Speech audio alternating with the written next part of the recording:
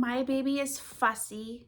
My baby is constantly irping up after he eats. Is this something that you experience? Today, I'm going to do a video about that. Now, I can speak from experience with this. With my first baby, Elijah, who is now 10, he spit up so often. I mean, every single time I fed him, he was spitting it all back up. Now, I was nursing, and so then I'm thinking it's my fault, and eventually I did move to formula. Sometimes we do have to do that. But I did nurse him when he first came home, but he had such tummy problems. I mean, I did not know anything about what colic was. I'm sure he had it. I'm sure that he was the definition of what colic was, because his tummy was so upset. Now I can tell now, but I couldn't tell with my first baby. I mean, just with the cry, you can tell if it's gas or if it's a burp. It's just more of a painful cry. And those were his cries. But so Sarah, my fifth baby, she was my first baby that the breastfeeding went really good. And I breastfed her for probably 19 months. I mean, it was long, and it went really good. And the breastfeeding is going really good with Simon, my sixth baby. But she did not puke up so much or anything. I mean, I think she did a little bit, but now Simon, absolutely no spitting up, and he is so content. His mood is so chill. Now, I do know that different babies have different temperaments and stuff like that, but I'm going to tell you what I have done differently with him that I wish I would have known with all of my children, that I know is making a difference with him. So I don't know if you've heard of Dr. William Davis. He wrote the book, what's it called? Super Gut, and also Wheat Belly. Also, he's famous for some other books too, I think. But in his book, Super Gut, there is this bacteria called infantis. I think that's what it's called. And basically, it's this bacteria that has been lost to babies, and it helps them digest breast milk. And, excuse me. Now, with Elijah, he was so miserable every time I fed him. I just can't help but wonder. I mean, I'm not God, I don't know. But I just can't help but wonder if he was just having trouble digesting my milk. Well, anyways, this bacteria has been lost to babies because it's been lost to mothers. It used to be that diets were different. The use of antibiotics was way different. And so mothers had this bacteria that they passed on to their child, through delivery, vaginally, and then through their breast milk. Well, it has been lost to mothers now, and so it's lost to babies too. And so yes, you can take these probiotic pills, but what Dr. William Davis suggests is to make a yogurt with it.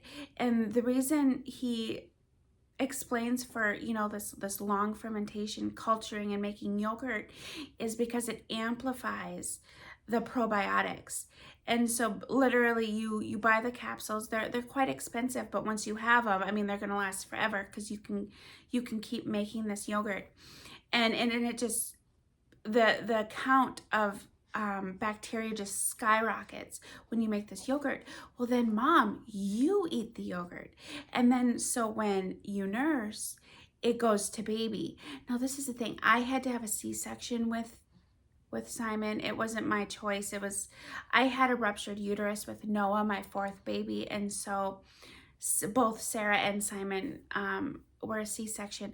But like literally with Sarah and Simon, I had like this special bag that I brought with me. It had my kombucha in it, my kefir. Sarah, I didn't know anything about the yogurt when I had her, but I brought yogurt to eat, a couple hours after I had him, just to like replenish my body full of that good bacteria so that I could get it to him. Now, he is so chill. He's not spitting up. He's not sleeping through the night yet, but there's also studies that like take better naps. Their IQ is higher. Now, there's no way to like know his IQ now, but he's just a couple weeks old, and I had him laying on a blanket the other day, and like I was walking back and forth, and he was moving his head, and I was just like, kid, like I feel like that's really advanced for 2.5 weeks to be able to move your head and track, and like his eyes can follow where I'm going, and I mean I can tell like something's going on upstairs. He's smart, and I mean time will have to tell. I'll have to wait for that, but there's been a lot of studies with, of that, but I don't know if you're into gut health or if maybe this is the first time you've heard about it. We'll link the book Super Gut.